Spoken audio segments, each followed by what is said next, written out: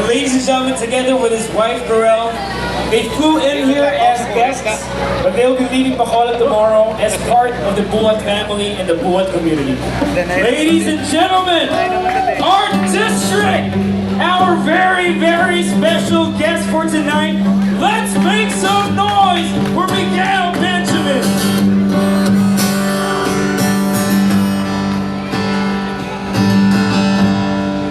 Hello, magandang gabi sa inyo lahat! Hello, ako si Miguel Benjamin. At isang karangalan maging part na ng Buhat Maglawang family. Hey! Sige, mamaya na ako magkukwento. Kanta mo na tayo.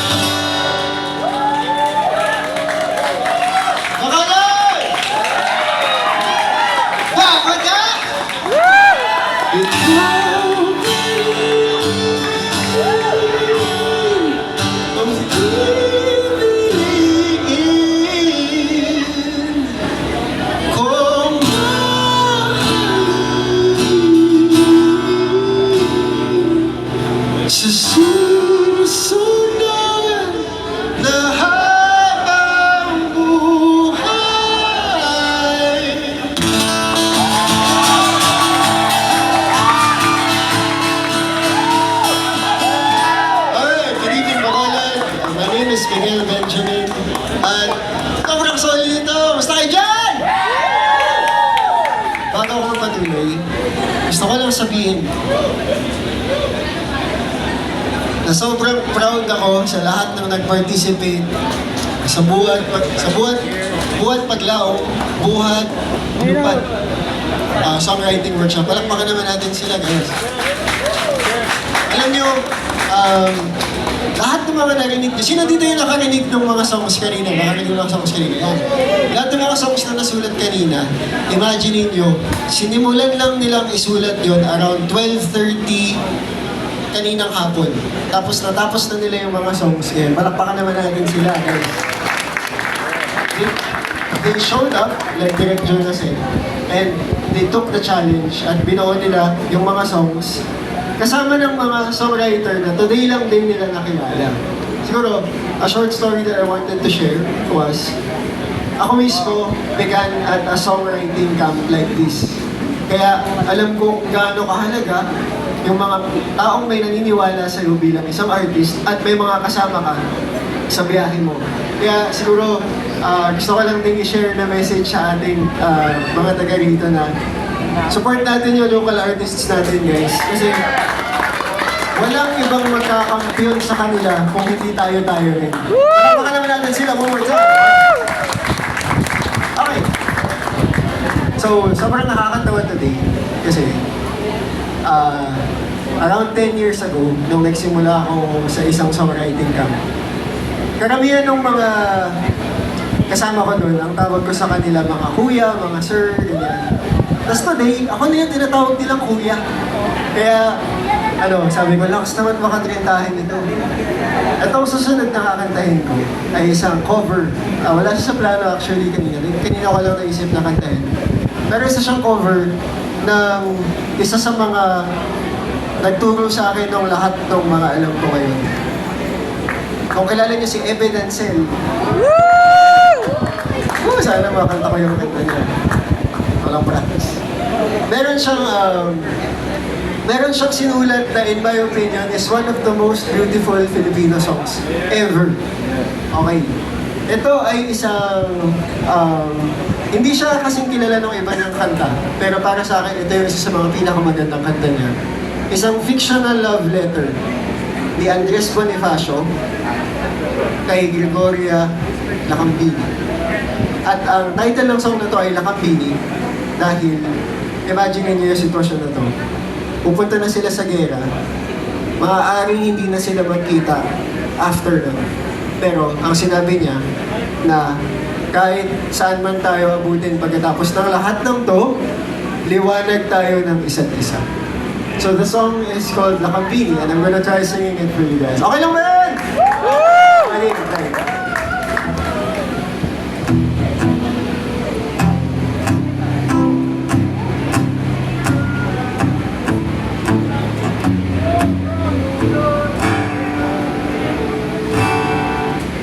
Hanapin ko lang yung aking key. Okay. Kwentuhan muna kay Chan.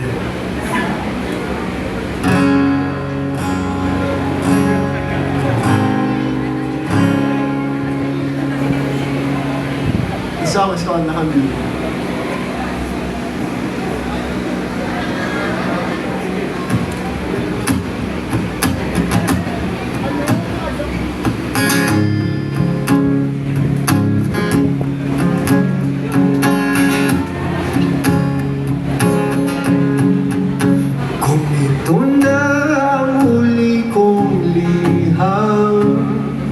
Ayoko siyang masayang sa isang paalam,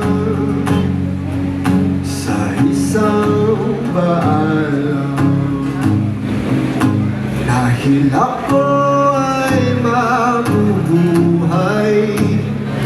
sa iyong mga alaala at sa puso mo. Di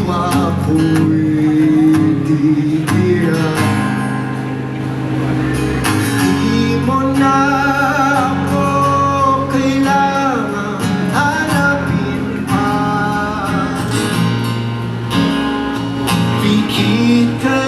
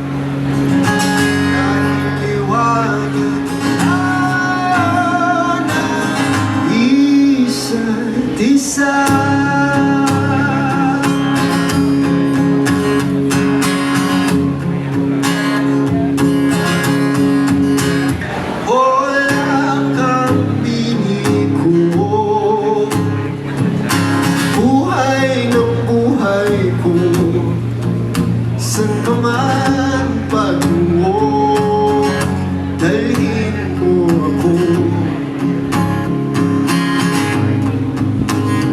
Huwag ka na matakot, kung hayaan mo umikot, nanatiling na panahon ng hinahon. At di mo na ako kailangang hanapin pa. Pigit ka lang sinta, ako ay nariyan na sa buhay magito. Sa kabilang mundo, hanggang may pag-asa dumadaloy sa akin at sa'yo. Hanggang pag-ibig ay panig sa atin, umagat man ang dilim, huwag pababa, dahil liwanag ang isa't isa.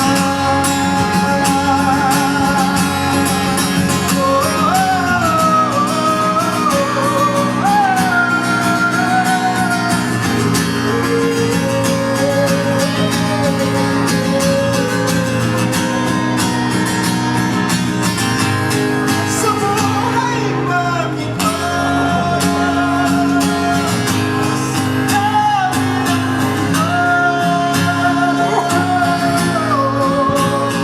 hanggang may pag-asa dumadaloy sa akin at sa'yo. Hanggang mag-ibig ay panig sa atin, umagat man ang dilim,